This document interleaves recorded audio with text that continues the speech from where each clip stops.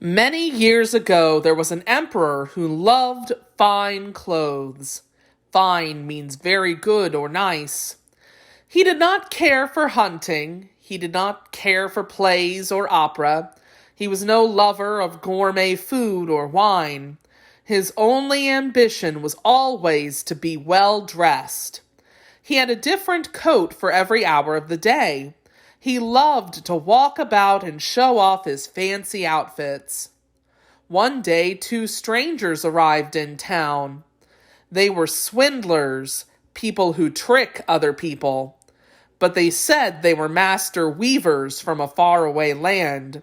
Weavers are people who make cloth. They told the emperor that they could weave the most beautiful cloth in the world.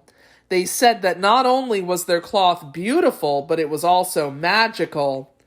It was specially woven so that only the most intelligent people could see it.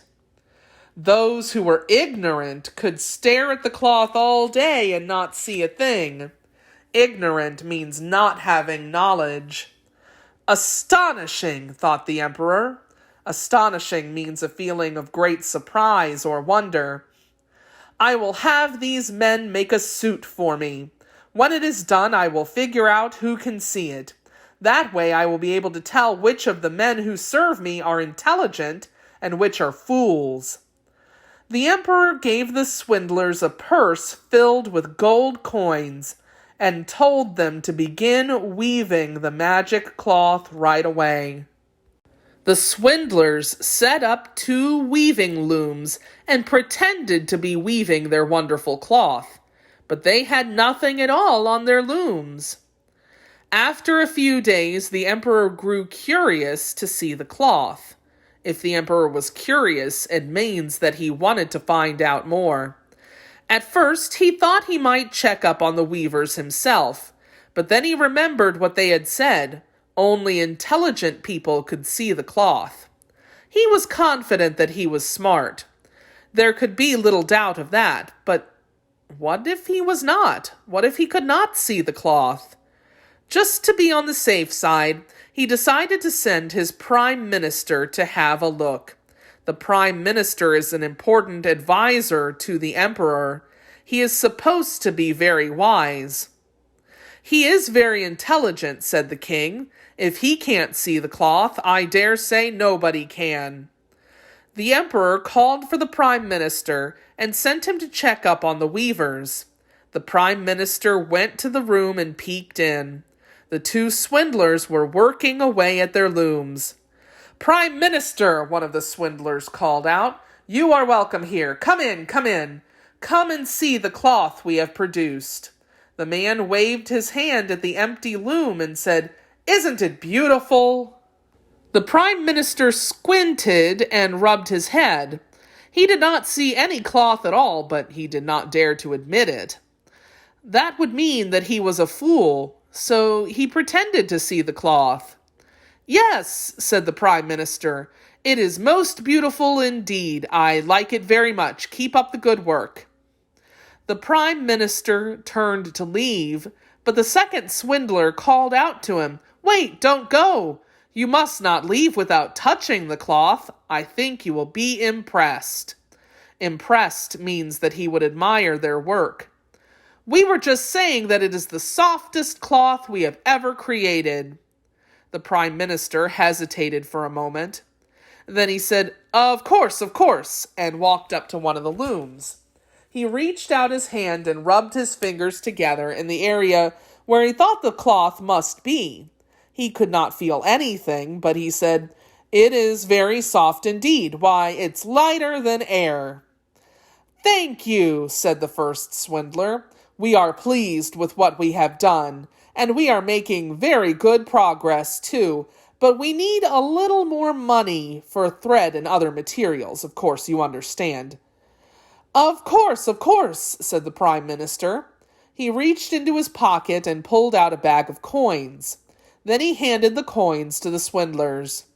The prime minister went back to the emperor and told him that the cloth was quite lovely and as soft as could be. He said that he was confident that the emperor would like it. That was what the emperor had hoped to hear. The next day he went to have a look for himself. After all, if his prime minister had seen the cloth, surely he could see it too. But when he stepped into the room where the two men had set up their looms, the emperor saw nothing on the looms. "This is terrible," he thought. "I don't see anything at all. What can this mean? If the prime minister saw the cloth, it must be there. Then why can't I see it? Am I stupid? Am I unfit to be emperor? That would be the most dreadful thing that could happen to me." But out loud he said, "It is magnificent, truly magnificent. Why, I have never seen cloth so lovely." "Shall we go ahead and make you a suit then, your majesty?" Yes, by all means," said the emperor. "You can get my measurements from the royal tailor." A tailor is someone who makes clothes. The two swindlers sat up late into the night pretending to work on the suit. They wove more invisible cloth. They cut the air with scissors and stitched the wind with threadless needles. Other noblemen came to inspect the cloth, and all of them pretended to be able to see it, for they did not wish to appear stupid. Soon the whole town was talking about the wonderful cloth and the emperor's new suit. At last, the day came when the emperor was to wear his new clothes in public. The two swindlers presented themselves in the emperor's dressing room at daybreak. "Here is the jacket," said the first swindler, holding up an empty hanger. "And here are the pants," said the other, holding one hand in the air. "What do you think of them?" All of the emperor's men agreed that the new clothes were splendid. The emperor took off his clothes, and the two swindlers pretended to help him put on the make-believe garments. "Slip your right leg in here, your majesty. That's it. Now your left leg. Good. Now I must tell you, these pants are not like regular pants. The fabric is so light and airy that it feels like you are wearing nothing at all, but that's the beauty of them." The men helped the emperor put on the imaginary clothes. Then they led him to look in his looking glass. "How handsome you look, your majesty," said one of the swindlers. All of the courtiers nodded their heads in agreement. The emperor marched out of the dressing room and made his way out of the palace, followed by many advisors and servants. He marched down the main street of town with soldiers and bodyguards surrounding him on all sides. The streets were lined with great crowds. Everyone had heard about the emperor's new clothes made of magical fabric that only the wise could see.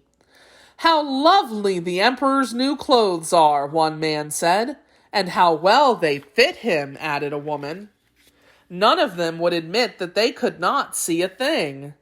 The emperor marched through the street bursting with pride, showing off his brilliant new suit to everyone in the land. Much to his surprise, they all seemed to see what he could not, and so he was not going to be the one to tell them. Just then a young child stepped out of the crowd and cried out, "He hasn't got anything on!" A hush fell over the crowd. For a few seconds, nobody said anything. Then everyone began to whisper, "The child is right. The emperor isn't wearing a thing." Then people began to giggle and laugh as they cried out, "He hasn't got anything on!" At last the emperor knew he had been tricked.